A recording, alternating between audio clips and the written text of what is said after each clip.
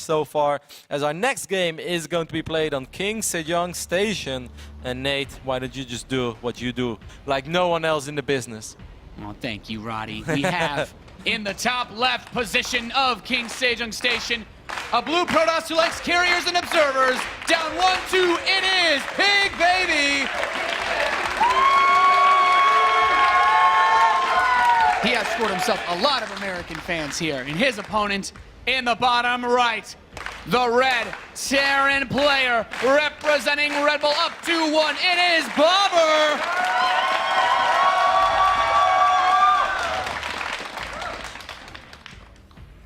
I'm almost afraid to ask this question, Nate, but what do you think is going to happen? Oh, you know, just probably command center first, net 1 gate expand, robo, totally normal game, nothing weird at all. Yeah, I don't think it's going to be a command center first. Bomber not really our command center first guy in general. No refinery going down yet, but will most likely drop the Rex right now. Could definitely be a Reaper fast, or could also be like his silly factory build where he just gets a reactor and then he's like, yeah, I got a factory, but other than one Widow Mine, I don't really want to do anything with it. We'll see. I think out of all the maps that have been played out so far, this is the map where we'll probably see Pigbaby just go back to you know, what he was so successful with yesterday, defeating perhaps the hottest player in the world right now, Tasia, 3-0. Pigbaby, you know, the craziness has happened. 3 maps have been played. You still have plenty of time to come back. From this point on, it is really important that you play rock solid, and I think we're going to see a very solid Pigbaby. Yeah, I would not be surprised when you're in this position. You're 2 games away from losing this this first ever Grand Finals appearance in a tournament like this. And he's going to probe Scout. He wants to know what's up. It is a delayed gas build from Bomber.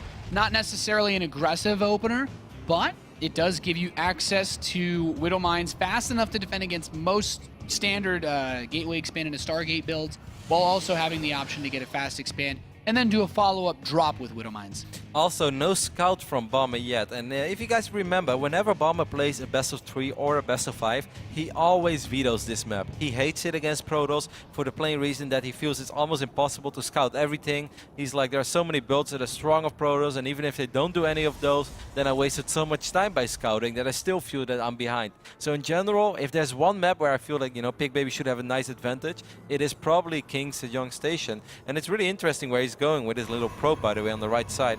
For a second, I thought that he was going to proxy anything, but everything is standard. Nexus and Mothership Core on the way. Yeah, this probe could still have some crazy nefariousness up its... Oh, there's the pylon. So, I can't imagine... This isn't really... I mean, you could go closer if you want to do a Stargate, right?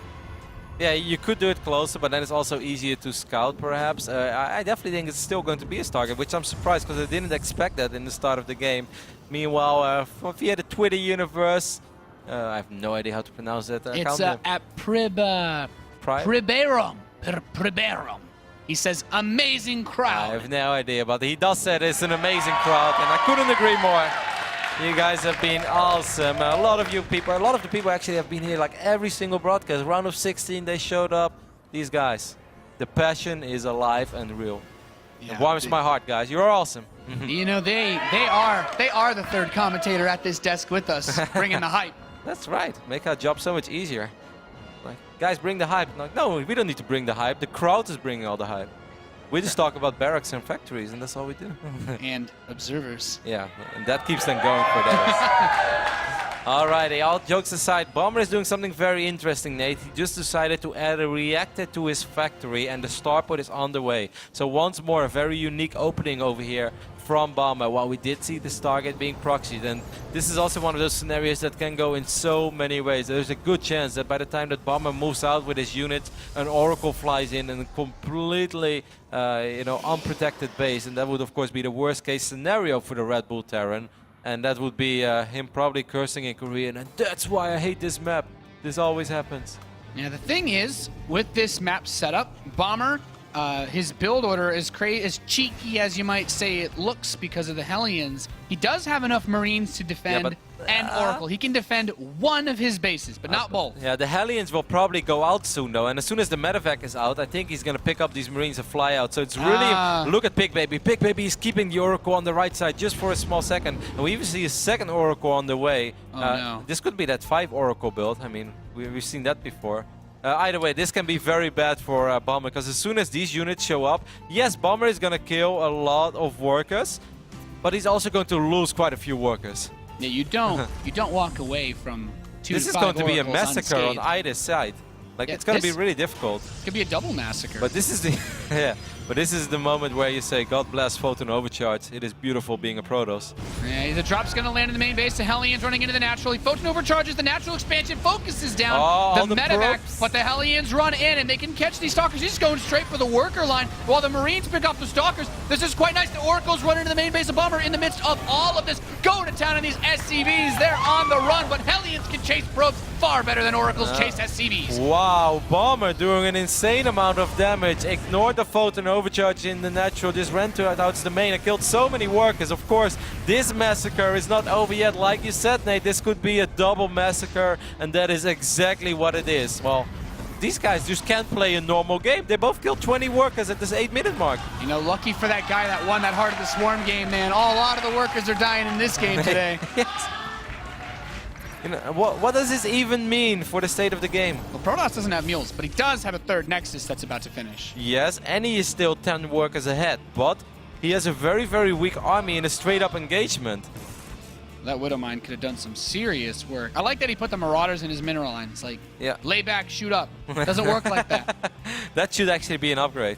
Your Marauders can now sunbathe and shoot missiles in the air. Maybe they can tan a little bit as well. That's awesome. Your tans, Roddy. Oracle's going over towards the natural.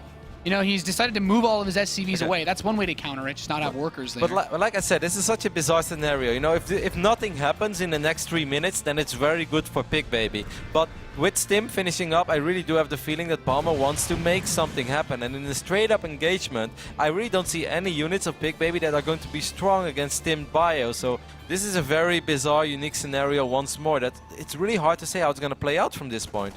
Yeah, these Marines. Oh, the Oracle runs straight into the Marines. What? There's the Stim. Why doesn't he He's fight? running away. I think the Stim Bomber, Marines he's- could have done it originally. Oh he's my running to his Widowmine. Oh, well, Okay. he's getting one. He's going to kill one, but you Yeah, know what? I Without the totally agree medevac, with you. Yeah, he just lost a lot of health, kind of in a few Marines, needlessly, I'd say. I totally agree with you. I really think he could have started fighting that. Yes, Oracles kill Marines very quickly, but Stim Marines kill Oracles pretty quick Stim as well. Marines kill everything quickly. But this is great for Pigbaby because now he just bought a lot of time for himself. Yeah, Bomber can't leave his base. Yeah, huh? and the Twilight Council is on the way. We see Blink being researched once more, +1 Oh, armor boy. being fired up. This time I don't mind the armor upgrade for the Blink Stalkers. I actually think it's pretty smart. Because, you know, like Blink is more of a defensive tool right now than it's aggressive. Even though if he wants to be aggressive, Oh, I think getting aggressive would be really easy at this point. Pigbaby has his main base saturated, his natural saturated, and he's saturated minerals on the 3rd. So this already looks Wow. like the setup that he's had in many of his other games. But as you stated, this is not a double forge build. I think I think with this economy, he could blast out a lot of Stalkers, and even with that armor, Zealots follow up as well. Yeah, he doesn't have that many gateways to work from just yet though. He was on 3, but he's adding 3 more, and now he wipes in 2 additional gates. So now we're looking at 8 gateways, and obviously 9 even. So Pigbaby has access to a ridiculous amount of Stalkers, and this kind of gives us the idea, like, yes, he does want to attack, and it's going to be very hard for Bomber to deal with that. Even though Bomber is working on 5 Rexes in the near future, the economy of Pigbaby is just insane. He's on 61 workers spread over 3 bases, which of course is way better than me being on 42 on 2 bases. Yeah, he's going to be on 10 warp gates, and off 3 bases, a lot of production. This revelation from the Oracle, very nice. You can keep track of these units, and that means trying to drop, not really an option. Pigbaby probably very happy with the idea that Bomber has intentions of moving out. He's like, oh yeah, cool. I'm on 9 gateways, please attack me. I'm gonna have a really good time wiping in 9 gateway units at the same time. We even see Templar Archives being wiped in. Even when Storm isn't ready yet, feedback can be a great tool to deal with this kind of army as well. Do some guaranteed damage. More of your High Templars into Arcles that can soak up so much damage for your Blink Stalkers and for your Zealots. Yeah, especially when you have so many of these Bomber gateway units. Like, the last thing that Bomber should be doing right now is probably be aggressive. I think you see that many units, and Yeah. you don't want to attack that. You're like, that's don't know, way more Kev. Protoss than I anticipated. Maybe I should go back. But then Bomber's like, well, if I go back, I'm still down a base. That's also very tricky. What do I do? Yeah, what do you do, Bomber? You know, when I look at this position, there is not really any point of weakness for Pigbaby. I mean, Bomber would have to move all the way to the other side to be able to attack this directly. And with this many gateway units, Yeah, he's got a Widow Mine, but it won't even kill the Archon. Second one will help finish it off, but I still don't think he can fight this army head-to-head. The sentries are just the scary part. You know, if it wasn't be for sentries, then Bomber can start kiting, can start dancing back and forth. A lot of High Templars being wiped in and behind enemy lines gives us the idea that Pigbaby does want to get aggressive as well. Charge is about to finish up for him as well. This is a really weird 1-1 charge, Blink Stalker attack. That's a very awkward Blink. I don't like that Blink at all, Nate. Oh, he's bringing his SCVs up to help against this. That was a terrible Blink. This is actually going to work really well because the Zealots were not able to get close enough. The charge was not good. These Archons that were warped in to flank his force. I mean, they kind of accidentally killed another 20 SCVs, but Bomber shuts this army down with almost no effort at all. Oh my god, Pigbaby really just, I wouldn't say that he just threw the game, but he lost so much of his potential army there. His army could have been so strong. Bomber making a mistake now as well, controlling these medevacs a little bit. Now these Stalkers are on cooldown again. The sentry will get picked off. Madness, Nate, madness all around. Pigbaby, if he attacks with this army, there's no way that Bomber has enough at home. But does Pigbaby have enough at home? He doesn't have Storm on the way. This is going to be one of those awkward do you base trade a Terran scenarios as Pigbaby moves into the natural of the Terran. And Bomber has an incredible amount of units. There's no Photon Overcharge. There's no Storm. The probes are coming off to fight against Bomber. Will the Terran player be able to break his opponent? His natural is forfeit, but Pigbaby's buildings can't fly. However, he's got pylons strung all around this map. He's getting on top of the Terran production. He's going for the starport. He's going for these barracks. And I don't think anything that trickles out of these is going to be enough to kill. I'd really like to see Bomber lift these buildings out, try to get his production elsewhere, because he's just going to go in and kill everything Pigbaby has. Yep, he is going to kill everything. Attack move over there. There you go, Bomber. He's going to massacre all of these probes. He's going to take out all these buildings. Bomber already secured one orbital command. There's not a whole lot of anti-air in this army, so this other air orbital probably makes it out here as well. Man, this is an absolute disaster scenario for Pigbaby. It was hard to imagine a world where he wasn't going to win this game. Being up a base, being up in upgrades, having so much infrastructure, just being up in pretty much everything. But that was the worst engagement he could have ever got. And right on that moment, Bomber pulling the SCVs as well. And this is one hell of a Terran force. He can't fight this army straight up. There's just no way. No, this army is too good from Bomber. Pigbaby has absolutely nothing to reproduce his forces with. The only thing he has is that Nexus to stop all of his other buildings from being revealed. And he does have quite a few pylons out on the map, but like you said, Kev, this army, he actually can't fight. Look at this, he's bringing SCVs to build bunkers in Pigbaby's old natural. Yeah, the only scary thing is that there's not a whole lot of energy on these medevacs, so Bomber has to be a tiny bit careful with how many times he decides to stim. We even see a Phoenix being added. That's a little ambitious, Pigbaby. I don't think this is going to be a base trade just yet. It's an insurance policy, though. If he can kill Bomber's army, right. he can theoretically win the game. Cannot lift off and force a draw in this situation. Yep.